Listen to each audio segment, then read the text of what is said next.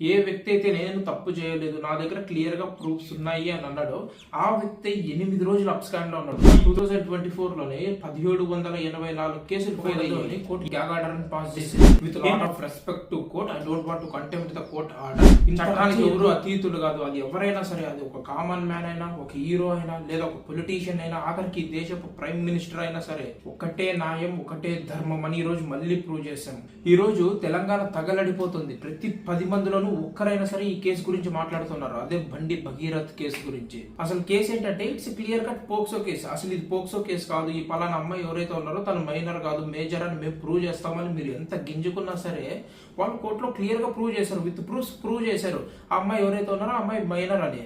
So it's a clear cut POCSO case. ఏ వ్యక్తి అయితే నేను తప్పు చేయలేదు, నా దగ్గర క్లియర్ గా ప్రూఫ్స్ ఉన్నాయి అని అన్నాడో ఆ వ్యక్తి 8 రోజులు అబ్స్కాండ్ లో ఉన్నాడు. ఈ 9వ రోజు ఏమో సరెండర్ అయ్యాడు అని ప్రచారం చేశారు, కానీ అక్కడ క్లియర్ గా జరిగింది ఏంటి? పోలీసులు పట్టుకున్నారు తను సరెండర్ అవ్వలేదు. ఎందుకు ఇంత రచ్చ జరుగుతుంది? తెలంగాణలోనే ఒక హాట్ టాపిక్ గా ఎందుకు మారిపోయింది? ఎందుకు పోక్సో కేసు అనా, లేదా అక్కడ ఉన్నది ఒక మైనర్ అమ్మాయా అంటే ఆబ్వియస్లీ నో. ఇందులో ఇన్వాల్వ్ అయింది ఒక మినిస్టర్ కొడుకు. ఈ పలానా మినిస్టర్ అని పేరు బయటికి తీయొచ్చు, కానీ కోర్టు గ్యాగ్ ఆర్డర్ పాస్ చేసింది. ఇలా పలానా ఒక కేసు జరుగుతున్నప్పుడు ఈ వ్యక్తికి ఉన్న రెప్యుటేషన్ డ్యామేజ్ అవ్వకూడదు అని కోర్టు గ్యాగ్ ఆర్డర్ పాస్ చేసింది. ఏంటంటే ఈ పలానా కేసు కంప్లీట్ అయ్యేంత వరకు ఏ సోషల్ మీడియాలోను, ఏ ఇన్ఫ్లుయెన్సర్, ఏ పబ్లిక్ డొమైన్ లోను ఆయన పేరు బయటికి తీసుకురాకూడదు అని ఒక ఆర్డర్ పాస్ చేసింది. With lot of respect to court, I don't want to contempt the court order. ఇంత రచ్చ ఎందుకు జరుగుతుంది అంటే జస్ట్ బికాస్ ఆఫ్ మినిస్టర్ కొడుకు ఇందులో ఉన్నాడన్న ఒకే ఒక కారణం వల్ల. అయినో ఎక్కడో ఒక మూలన ఒక సగట వ్యక్తికి కోపం రావచ్చు. నువ్వు ఎలా అంటావు? అసలు ఈ అమ్మాయి కోసం ఒక రాష్ట్రం నిలబడింది, అపోజిషన్ పార్టీ లీడర్స్ నిలబడ్డారు, ఇన్ఫ్లుయెన్సర్స్ నిలబడ్డారు, ఇంతమంది ఈ అమ్మాయి కోసం సపోర్ట్ చేస్తుంటే నువ్వు ఎలా అంటావు ఈ మాట అని చాలా మంది కోపం రావచ్చు. నువ్వు ఎలా అంటావు ఒక మినిస్టర్ ని తొక్కడానికి ఇదంతా చేస్తున్నారు అని? But that's the fact. ఈ రోజు ఈ అమ్మాయికి న్యాయం జరుగుతుందా లేదా, అసలు తప్పు జరిగిందా లేదా అన్న దానికన్నా ఈ జనం ఈ మినిస్టర్ కి పదవి ఉంటుందా పోతుందా, వాళ్ళే పీకేస్తారు, ఈయన రాజీనామా చేస్తాడా అన్న దాని గురించి ఎక్కువ మాట్లాడుతున్నారు. లేదు మేము ఒక అమ్మాయి కోసం నిలబడ్డాము, ఒక మైనర్ కోసం నిలబడ్డాము, ఒక పాక్సో కేసు కాబట్టి నిలబడ్డామని అంటారా? NCRB, national crime record bureau, వీళ్ళు 2024 ఫైల్స్ ని రిపోర్ట్ చేశారు. ఒక్క 2024 లోనే 1784 కేసులు ఫైల్ అయ్యాయి. ఏ ఒక్క కేసు గురించి అయినా మీకు తెలుసా? 1700 కేసులు జస్ట్ ఇన్ 1 ఇయర్. ఏ జనమైతే మేము ఒక అమ్మాయి కోసం నిలబడ్డాము, ఏ జనమైతే మేము ఒక మైనర్ కోసం నిలబడ్డాము అంటున్నారు, వాళ్ళు వీటి గురించి ఎందుకు పట్టించుకోవట్లేదు? ఎందుకంటే ఇక్కడ పెద్ద తలకాయలు లేవు, సో మాకు ఇంట్రెస్ట్ లేదు అంటారు. అది జనమైనా, ఇన్ఫ్లుయెన్సర్స్ అయినా. But I don't do that. అది స్టేట్ లో అయినా సరే, నేషన్ లో అయినా సరే, ఇండస్ట్రీలో అయినా సరే, పాలిటిక్స్ లో అయినా సరే, ఎక్కడ ఏ మూలన ఏం జరిగినా నా సాయశక్తుల ప్రయత్నించి మీ ముందుకు తీసుకొస్తా. నేనైతే వీడియో చేస్తా, నేనైతే మాట్లాడతా. బట్ అది మీ దాకా రావాలి కదా. రావాలంటే ఏం చేయాలి? మీ చుట్టూ ఏం జరుగుతుందో తెలుసుకోవాలనుకుంటే జస్ట్ సబ్స్క్రైబ్ చేసుకోండి. That's it. ఎక్కడ ఏం జరిగినా సరే మీ ముందుకు నేను తీసుకొస్తా. ఒక రెస్పాన్సిబుల్ సిటిజన్ లా నేను ఉంటా. మనం ఏదైనా ఒక విషయం గురించి మాట్లాడతాము అంటే we should go to the roots. We must and should analyse from there. ఎక్కడ, ఎప్పుడు, ఎందుకు మొదలయ్యిందో, ఏం జరిగిందో అని మనం తెలుసుకోవాలి. ఈ రోజు ఈ కేసులో ఒక మైనర్ అమ్మాయి ఉందని అమ్మాయి వైపు టిల్ట్ అయి మాట్లాడడం, లేదు ఒక అబ్బాయి ఉన్నాడు అబ్బాయి వైపు టిల్ట్ అయి మాట్లాడడం. I don't want to do like this. I want to be neutral and we should must be neutral. ప్రస్తుతానికి మన దగ్గర ఏం ఇన్ఫర్మేషన్ ఉందో, ఏం జరిగిందో దాని గురించి మాత్రమే మాట్లాడుకుందాం. We don't want to make any direct comments. వీళ్ళు తప్పు చేశారు అని కోర్టు డిసైడ్ చేస్తుంది ఎవరు తప్పు చేశారు అన్నది. అంతవరకు మనం సంయమనాన్ని పాటించడమే అందరికీ మంచిది. అండ్ ఇక కేసు విషయానికి వస్తే ఈ బండి భగీరథ్ అనే ఒక అబ్బాయి ఒక మైనర్ అమ్మాయిని ప్రేమించాడు అండ్ కొద్ది కాలం పాటు బానే ఉంది. They spend lot of time. Okay, sudden గా ఏం జరిగిందో ఏమో గానీ సడన్ గా వచ్చి బ్రేకప్ అన్నాడు. ఈ అమ్మాయి దాన్ని తీసుకోలేకపోయింది. కొద్ది నెలల పాటు డిప్రెషన్ లోకి వెళ్ళింది. సో 3-4 months కౌన్సిలింగ్ తీసుకొని నవ్ షీ ఈజ్ ఓకే. ఇప్పుడు ఓకే, తను బాగుంది అన్న టైంకి ఈ బండి భగీరథ్ ఎవరైతే ఉన్నాడో వీడు ఈ అమ్మాయికి తనకి కామన్ ఫ్రెండ్స్ ఎవరైతే ఉంటారో వాళ్ళకి వీళ్ళ ప్రైవేట్ ఫోటోస్ చూపించారు. ఈ కామన్ ఫ్రెండ్స్ అందరికి ఈ అమ్మాయి గురించి బ్యాడ్ గా పోర్ట్రేట్ చేశాడు. వీళ్ళు వెళ్ళి అమ్మాయికి చెప్పారు ఇలా ఫొటోస్ చూపించాడు అని. ఇక అమ్మాయి చేసేది ఏమీ లేక మానసికంగా కృంగిపోయి 1 కాదు 2 సార్లు సూసైడ్ అటెంప్ట్ చేసింది. ఇది ఇంట్లో వాళ్ళకి తెలిసి దీన్ని ఇలానే వదిలితే రేపు ఫ్యూచర్ లో ప్రాబ్లం అవుతుంది, దీన్ని ఊరికి వదలకూడదు అని తెలిసిన లాయర్ ని పిలిచి ఇలా మొత్తం మ్యాటర్ చెప్పి కేసు ఫైల్ చేయాలి అని అన్నారు. ఇక్కడ చూడండి, ఇది సినిమా లెవెల్ ట్విస్ట్. అసలు ఈ లాయర్ ఎవరైతే ఉన్నారో, ఈ ఫ్యామిలీ సైడ్ ఉన్న లాయర్, ఈయన మొత్తం ఈ మ్యాటర్ అంతా తీసుకువెళ్ళి మినిస్టర్ మినిస్టర్ చెప్పాడు ఇలా వీళ్ళు కేసు ఫైల్ చేయాలి అని అనుకుంటున్నారు అని. ఫ్యామిలీ కన్ఫామ్ గా కేసు ఫైల్ చేస్తుంది అని తెలుసుకున్న వీళ్ళకన్నా ముందే ఈ అమ్మాయి పైన అన్ని ట్రాప్ కేసు ఫైల్ చేశారు. ఏంటి ఇదంతా ఎందుకు చేశారంటే ఈ ఫ్యామిలీని భయపెట్టడానికి నిర్మల్ పోలీస్ స్టేషన్ లో కేసుని ఫైల్ చేశారు. వీళ్ళు పోలీసులు ఫోన్ చేసి మీరు వెళ్ళి వాళ్ళతో మాట్లాడండి, వెళ్ళి వాళ్ళతో సెటిల్మెంట్ చేసుకోండి అని వీళ్ళు చెప్పారు. ఈ ఫ్యామిలీ ఏదైతే ఉందో ఈ పలానా మినిస్టర్ దగ్గరికి వెళ్ళి అయ్యా ఇది ఇలా జరిగింది, మీ కొడుకు ఇలా చేశాడు అని చెప్తే ఈ మినిస్టర్ ఎవరైతే ఉన్నారో ఈయన వీళ్ళ బతుకుని అవమానించేలా మాట్లాడాడంట. సో ఇక చేసేది ఏమీ లేక ఈ అమ్మాయి వాళ్ళు కేసు ఫైల్ చేశారు. ఎప్పుడు ఇది May 8th జరిగింది. ఈ హనీ ట్రాప్ కేసు ఎప్పుడు పడిందంటే April 21న ఈ హనీ ట్రాప్ కేసు వీళ్ళు ఫైల్ చేశారు. ఈ గ్యాప్ లో ఈ తతంగం అంతా జరిగింది.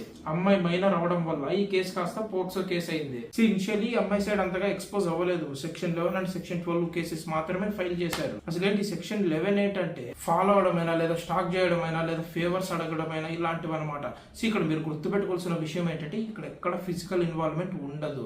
ఒకవేళ ఇవన్నీ జరిగితే దాన్ని Section 12 గా కన్సిడర్ చేస్తారు. సో ఇనిషియల్లీ ఈ 2 సెక్షన్స్ ని FIR లో ఫైల్ చేశారు. ఇక్కడ మీరు గుర్తుపెట్టుకోవాల్సిన విషయం ఏంటంటే POCSO case is very different from other cases.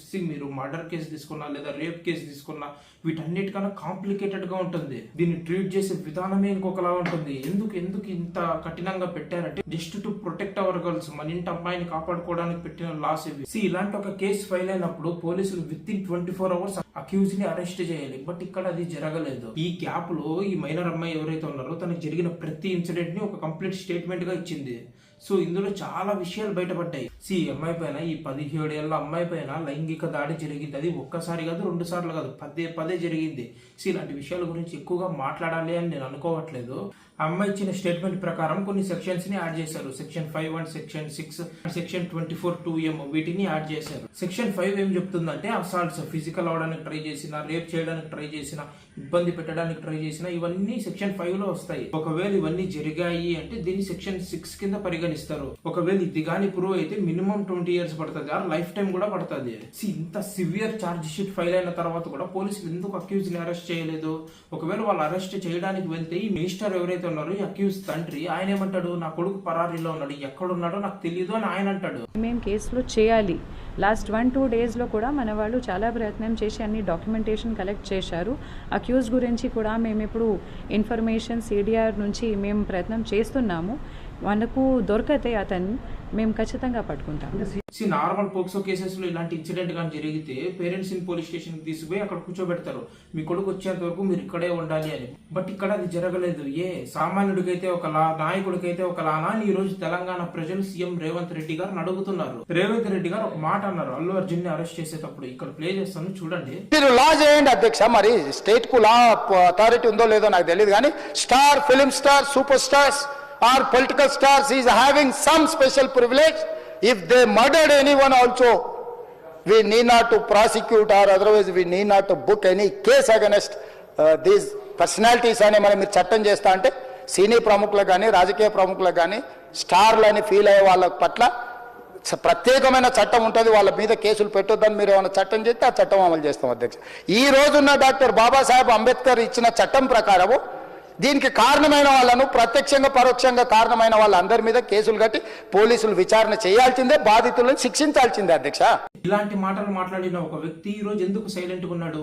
ఇదేంటి, ఇది బీజేపీ కాంగ్రెస్ ఆడుతున్న కుట్ర అని కొన్ని అలిగేషన్స్ ఉన్నాయి. ఆఫ్టర్ 8 days కేసు ఫైల్ అయిన 8 days తర్వాత జనాల ప్రెజర్ ఒకవైపు, అపోజిషన్ లీడర్ల ప్రెజర్ ఒకవైపు, స్వయంగా రాహుల్ గాంధీ గారు రేవంత్ రెడ్డి గారికి ఫోన్ చేసి మీరు యాక్షన్ తీసుకోండి దీని మీద అని చెప్పాడు. మీరు మీ అంతటా మీ కొడుకుని తీసుకొచ్చి సరెండర్ చేసి మీ మర్యాదను నిలుపుకోండి అని ఒక సలహా ఇచ్చాడు. భారత హోంశాఖ మంత్రి కొడుకు కేసు అయిన తర్వాత పారిపోవడం ఏంటి? అది చాలా తప్పు. అది బండి సంజయ్ గారు నైతిక బాధ్యత తీసుకొని కొడుకుని ఎంబడే విచారణకు పంపించాలి. నేను కూడా సూచన చేస్తున్న ప్రజాప్రతినిధిగా, నేను ఈ వేదిక మీద నుంచి బండి సంజయ్ గారికి సూచన చేస్తున్నా, తక్షణమే నీ కొడుకుని తీసుకొచ్చి పోలీస్ స్టేషన్లో నువ్వే అప్పచెప్పు. ఇది జరిగిన నెక్స్ట్ డేనే మినిస్టర్ కొడుకుని సరెండర్ చేశారు. ఆయన ఏమంటాడు, మేము యాంటిసిపేటరీ బెయిల్ కోసం ట్రై చేసాము ఇన్ని రోజులు, బట్ అది ఇన్ని రోజుల తర్వాత కూడా రాలేదు, సో ఇంకా ఇప్పటికే లేట్ అయిపోయింది అని నేను ఇప్పుడు సరెండర్ చేస్తున్నాను అని ఆయన అంటాడు. ఇక్కడ పోలీసులు ఆయన ఇంటికి వెళ్లి మరీ కూడా అడిగారు. ఆయన అప్పుడు ఏమన్నాడు, నా కొడుకు ఎక్కడ ఉన్నాడో నాకు తెలియదు, నా కొడుకు పరారీలో ఉన్నాడు అని ఆయన అన్నాడు. బట్ ఇక్కడ యాక్చువల్లీ జరిగింది ఏంటి, ఇక్కడ నిజమేంటి, 8 రోజులు ఆయన కొడుకుని దాచుకొని బెయిల్ కోసం ట్రై చేశాడు. ఇక్కడ మినిస్టర్ అంటాడు లేదు మేము సరెండర్ చేసాము అని మినిస్టర్ అంటాడు. బట్ ఇక్కడ కమిషనర్ గారు ఏమంటారు, లేదు మేము పట్టుకున్నాము, వాళ్ళు ఏం సరెండర్ అవ్వలేదు, మేమే పట్టుకున్నాము అని ఆయన అంటాడు. ఏది నమ్మాలో ఏది నమ్మకూడదో మీకే వదిలేస్తున్నారు. మీరు కింద కమెంట్ చేయండి అసలు మీరేమనుకుంటున్నారు దీని గురించి అని. బండి భగీరథ్ ని హైకోర్టులో సబ్మిట్ చేశారు. ఈయన కేసుని ఈ నిరంజన్ రెడ్డి గారు వాదించింది. మీకు గుర్తుంటే అల్లు అర్జున్ గారి కేసు కూడా ఈయన వాదించింది. మన ఫ్రైడే ఫేర్ ట్రయల్స్ జరిగాయి అండ్ వీళ్ళు బెయిల్ కోసం ట్రై చేస్తున్నారు. బట్ ఇది పోక్సో కేసు అవడం వల్ల బెయిల్ రావడం హైలీ ఇంపాసిబుల్ అండ్ రాలేదు కూడా, కోర్టు రిజెక్ట్ చేసింది. అండ్ ఇది ఇప్పటి వరకు ఉన్న ఇన్ఫర్మేషన్ అయితే. చూద్దాం నెక్స్ట్ ఇయర్ కి ఏమవుతుంది అని. ఈ కేసు గురించి ఏ చిన్న ఇన్ఫర్మేషన్ వచ్చినా సరే వీడియో చేసి పెడతాము. Just stay tune. ఇన్ఫర్మేషన్ కోసం చాలా రీసెర్చ్ చేసాము. If you feel it worth just like it and share it. So that's it guys. This is Srinivas signing off.